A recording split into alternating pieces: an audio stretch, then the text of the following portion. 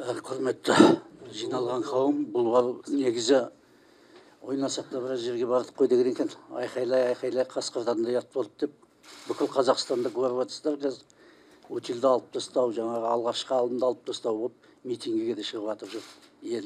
Оның бәрін көріп жатсыздар. Біз осы утилдің жырын осындай болатын кезінде білгенбіз.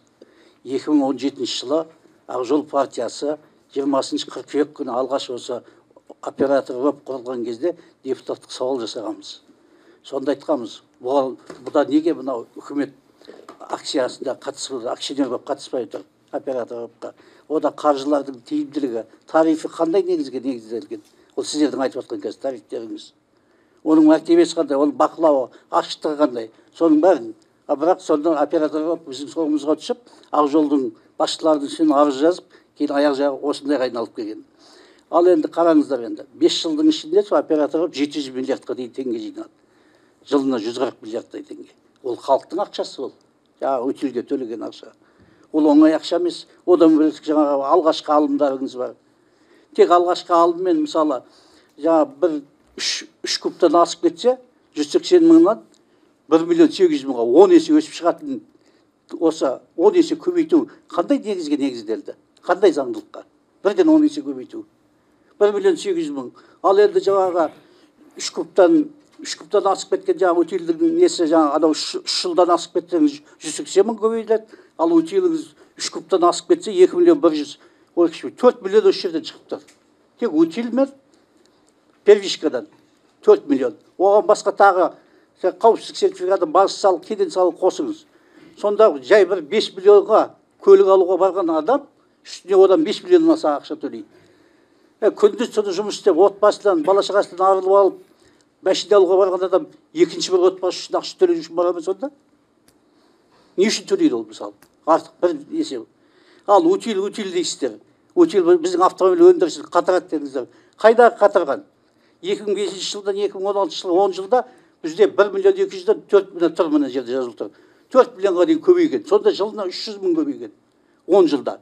Ал одан кейін 2016 жылы осы роп келгеннен кейін не болды? Қазір 8 жылда. Содан 500 мың адам көбейген. Сонда жылына 60 мыңға да 5 есе түсіп кеткен. Өндіріс қайдағы өндіріс сендердің? Қатырғандарың. Ол осы жерді қалай қарасыңдар да бұл халықты бұл айналып келгенде қанап отырсыңдар бұл жерде. Мысалы Еуроодақ елдерінде жоқ. Айналып келіп Өзбекстанда айтасыңдар, Ресейде айтасыңдар, Беларусияны. Еуроодағында тек қана жаңағы не бар, Нидерландия мен Норвегияда бар. Онда да 100 жаңағы еуродан аспайды. 48 мың теңгеден. Осы утил алымы.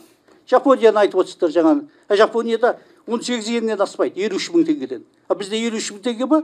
Бізде 2113 мың теңге. Ал есепте 40 есе көп. Жапонияда айтып қоясыңдар өздерінше. Қарап отырсаңдар, бұның бәрі айналып келгенде қанау негізі бұның бәрі. Ол алғашқы тіркеу дейді, мысалы 3 жылдан асып кеткенді шығармаған.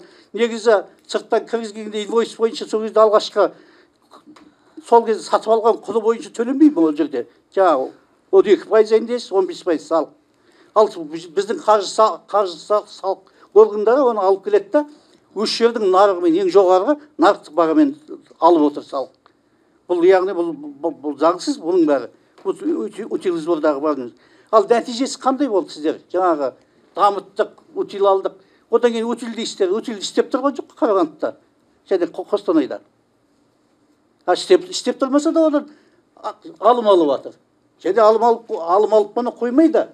Оны кешіктірген үшін кәсіпкерлерге ай-уақыт төлеген. Біз ол үшін былтыр тағы депутат сауал жасадық. Утил алым істеп жатқан жоқ қой. Немене қайда алып отырсыңдар ақшаны?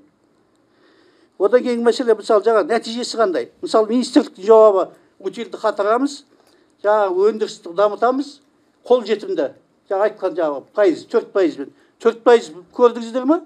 18 секундта жоқ болып кеткен. Көлік 2 есе қымбаттады, жетістіктеріңіз. Жасы 2 есе өсті. Баяғы 2005 жылы 12 жас болса, қазір 22 жас, одан да өсіп кетті. Автомобиль өндірісі, жаңағы мен айтқандай, 5 есе түсіп кетті. Не сонда ол? Халықтың несін тыңдау керек? Бәріңіз келісіп отырсыздар, рахмет. Кім сонда қарсы шығып отқан? Келісімге келуге болады, бір мемлекетпіз ғой. Сіздер басқа, олар келіспей жатқандар басқа емес қой.